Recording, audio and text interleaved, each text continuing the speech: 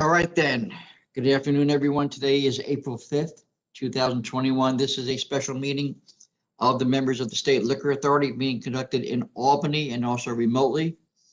We have in attendance by telephone Chairman Bradley.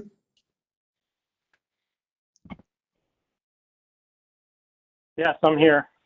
And by video, Commissioner Ford. We have and also we have staff in attendance, General Counsel Meyerhoff by video, Deputy Commissioner of Licensing Roberts on the telephone. I'm on. And myself, Secretary Donahue, in the Albany offices. We have 3 items on this calendar. The first, they're all requests from Council's office for emergency orders of summary suspension. The first item is agenda number 973A. It's Monroe OP 3158131. The licensee is East End Tavern, LLC. Good afternoon, Stephen Armstrong on behalf of Council's office in support of the summary suspension of this licensee, which is doing business as East End Tavern, located at 37 Charlotte Street in Rochester, New York. This is an OP license with a method of operation as a restaurant. License was first issued in October of 2016. This licensee is a repeat offender, but the most recent and most serious incident occurred this past Saturday, April 3rd. On that date, beginning at approximately 10:15 p.m., SLA investigator Curry conducted a visit to the licensed premises. Upon arriving, he observed several individuals who appeared to be waiting in line to enter outside the front door. At that time, the front door was locked and the investigator was not able to gain entry. He was able to see through the windows that the establishment was still open and operating, that there were still many patrons inside. Investigator Curry surveilled the premises until 11 o'clock p.m. When the premises should have been closing. He observed patrons continuing to enter and exit. At 11 o'clock, the premises turned off its exterior lights and pulled down the shades on the windows, preventing the investigator from seeing inside. However, there were still at least a dozen people observed outside in line waiting to get in. At 11:20 p.m., Investigator Curry, along with officers from the Rochester Police Department, were able to enter the location. Once inside, they observed the premises around 75% full. There were dozens of patrons standing and congregating together throughout the establishment. There were a number of photos taken by the investigator attached to his report that show all of this clearly. There were also numerous staff members observed without facial coverings, dozens of patrons seated or standing at the bar as service of alcohol continued. The investigator did not observe any food being consumed or prepared, despite there being numerous open containers of alcohol visible on tables and in patrons' hands. A licensee principal, Jeffrey Boscarino, was present. He acknowledged the violations once they were pointed out by the investigator, and at that time closed the establishment and asked the patrons to leave. And from the photos taken by the investigator, it looks like the kind of bar scene you would have seen pre-pandemic. There doesn't appear to have been any effort made to follow the health and safety guidelines put in place to help stop the spread of the COVID-19 virus. It's also clear the licensee was aware of this and was aware of the environment he was creating inside. You have patrons still waiting in line after the 11 p.m. curfew to get inside. You have the premises turning off lights, locking doors, and closing the blinds to try and hide what's going on inside. The conduct this year is a clear violation of Executive Orders 202.16, 202.41, 202.52, and 202.94. As I said, the owner was present throughout and acknowledged to the investigator that he understood they were not operating in a lawful manner. Licensee also has a previous executive order violation, which took place on September 4th, which they submitted a conditional no contest plea for.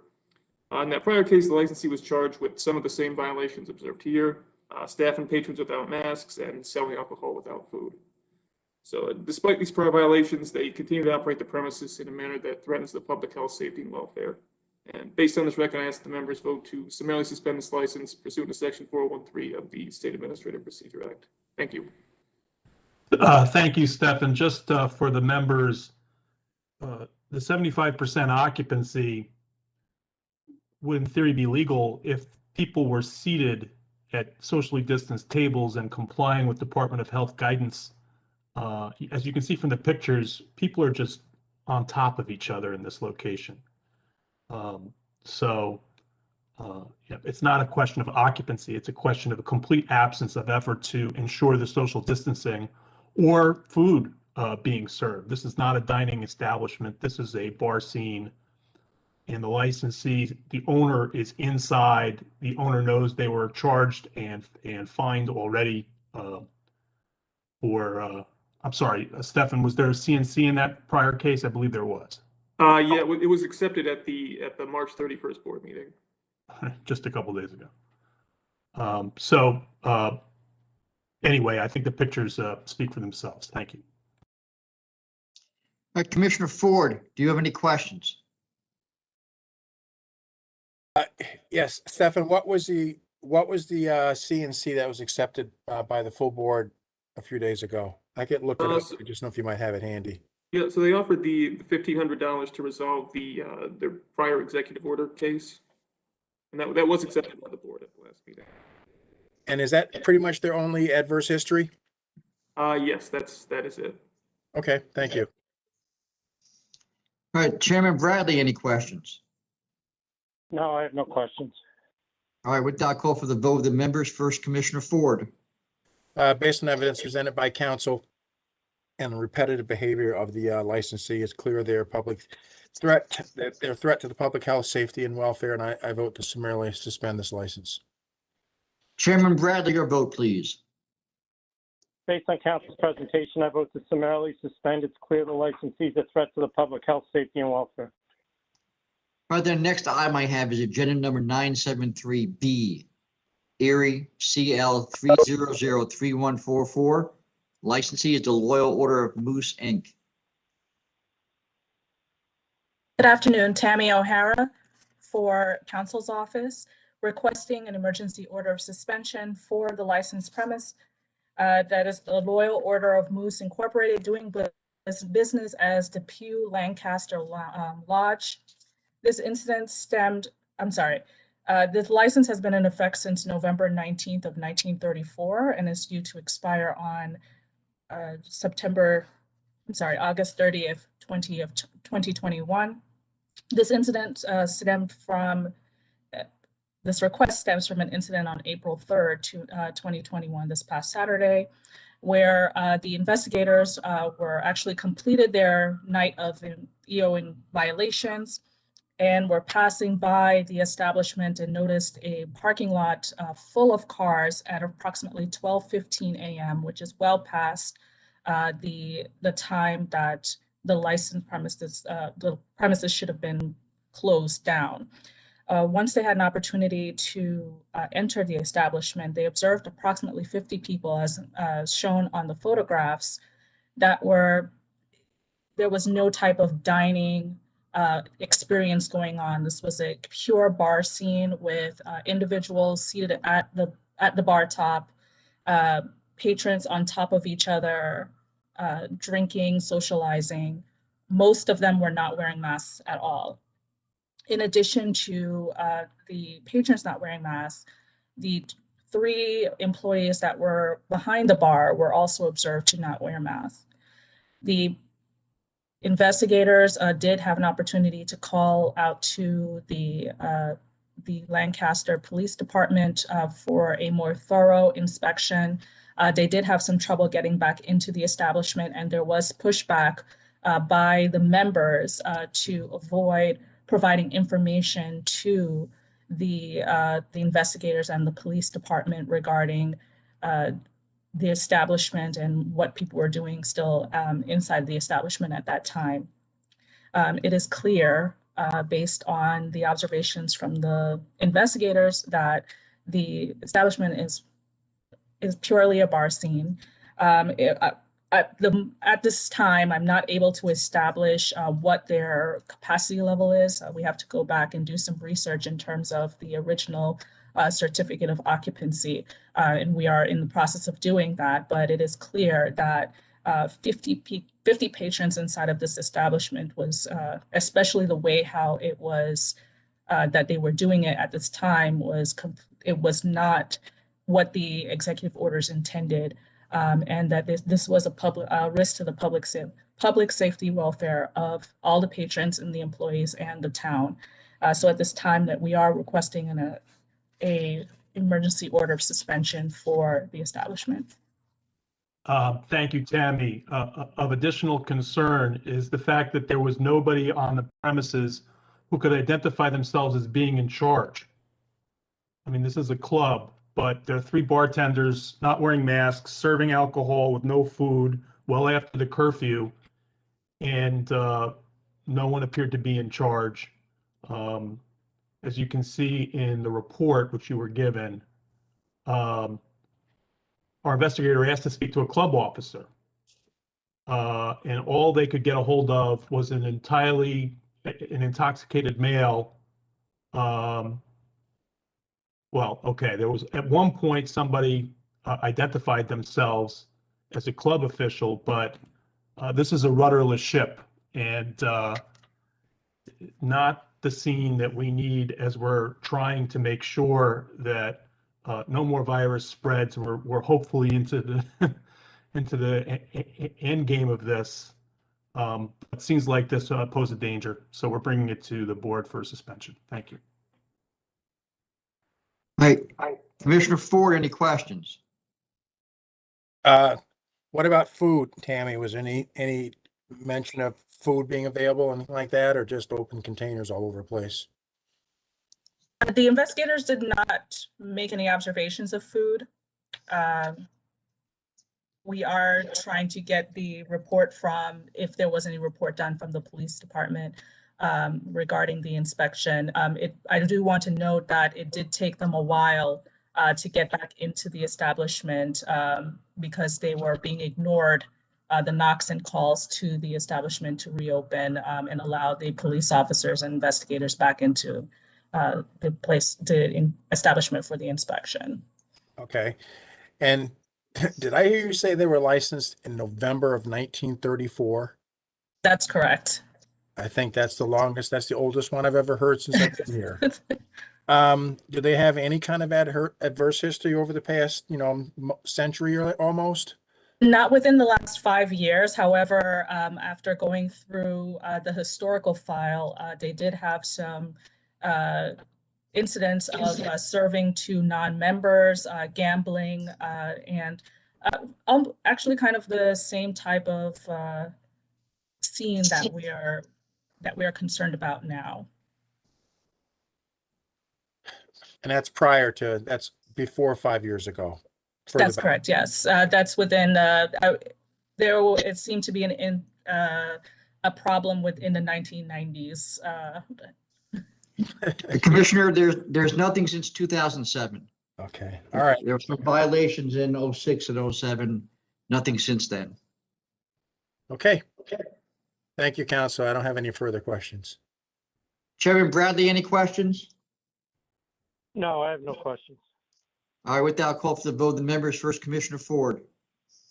Based on evidence presented by counsel, I vote to summarily suspend this license. It's obvious that they're not taking any of the executive orders seriously. And so I think it's a public safety, health, and welfare threat, and I vote to summarily suspend. Chairman Bradley. I vote to summarily suspend as well. The licensee clearly is a threat to the public health, safety, and welfare. All right, then the next item I have is 974C. It's Bronx OP 1295893. Licensee is El Paraiso Restaurant Corp. Good afternoon, members. Margarita Marsico on behalf of counsel's office requesting that the members issue an order of summary suspension pursuant to SAPA 401 Subdivision 3 in connection with El Paraiso Restaurant Corp. located at 231 Brook Avenue in the Bronx. This licensee obtained its license on September 2nd of 2016. Their method of operation was bar tavern, that there would be no manager. It would be supervised by the principal, Santos Gonzalez. They would use a chef. They would have a food preparation area. And they would use the basement for an office and to store alcohol. The reason we're requesting that you summarily suspend this license is because we have persons unapproved by the authority, not Mr. Santos Gonzalez, who are owning and operating this location currently in the midst of this pandemic, when we need to count on the actual owners that we vetted to adhere to restrictions. And we have absolutely nothing, with no knowledge of the people who are operating this place now. In addition to that, They're operating this as a bar with no food being served whatsoever. They're open after the curfew, and they're also locking their door. And they're illegally using the basement not to store alcohol and use an office, but to use it as a party room with an unauthorized second bar. So those are the three reasons we're seeking a summary suspension. Just to get into a bit of the details, the investigator from the SLA went with a vice task force at about 11:20 p.m. I saw the video. You could hear music, loud music on the outside. All the windows were covered with sheets of paper to try to conceal what's going on. The investigators were still able to see in, and they could see people playing pool. Most of the people were not wearing masks as they were standing playing pool. The front door was locked. It took a little time, but eventually they kept knocking, and then eventually someone came to the door. The employee did not have proper facial covering. There were 20 patrons that were sitting at different tables within 6 feet of each other inside, so they were not socially distanced properly. There were 3 patrons who were standing and drinking beer at the bar, and these 3 patrons continued drinking beer during almost the entire inspection. I believe some of them were associated with the people who were illegally operating the bar, so maybe they were watching to see what the investigators were doing. There were 6 patrons standing by the pool table. Only 1 was wearing a mask. And then the investigator had noted that there was a very small stairwell that led to the basement, one of these cellar type situations. And the video shows him going down these steps and seeing, it looked like it was a birthday party. There were birthday balloons there, and there was a crowd of, there was a table of 6 people down there in a bar. There was an unauthorized bar there. They spoke to a woman who was standing behind the bar. Her name was Laura Condado, and she actually isn't availing the license. She's the mother of the person who was allegedly availing the license.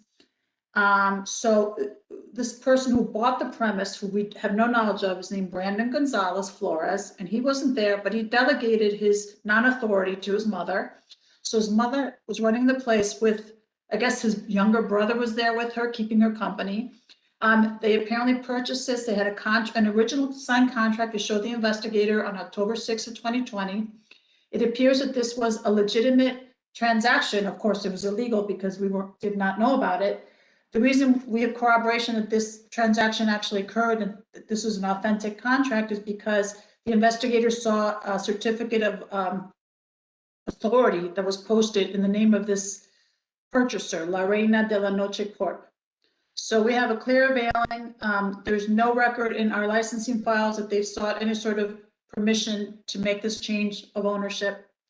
And again, they locked the front door so that people would not be able to get in. So they clearly were, these people who had no authority to be running this place were also aware that they were violating, likely were violating the COVID rules.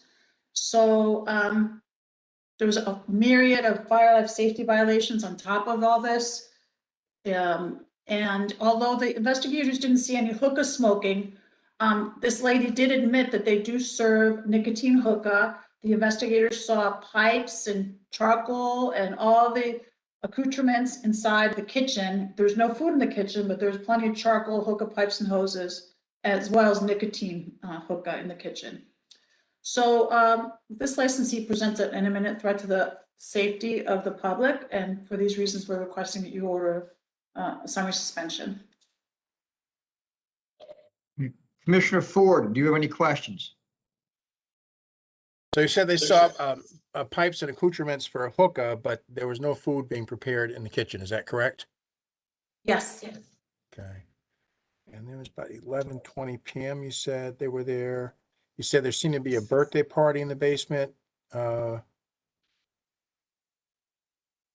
that was aside from everything else that was going on upstairs where everyone was playing pool and so forth. Is that correct? Yes, sir. Okay. All right. All right. I don't have any further questions. All right, Chairman Bradley, do you have any questions?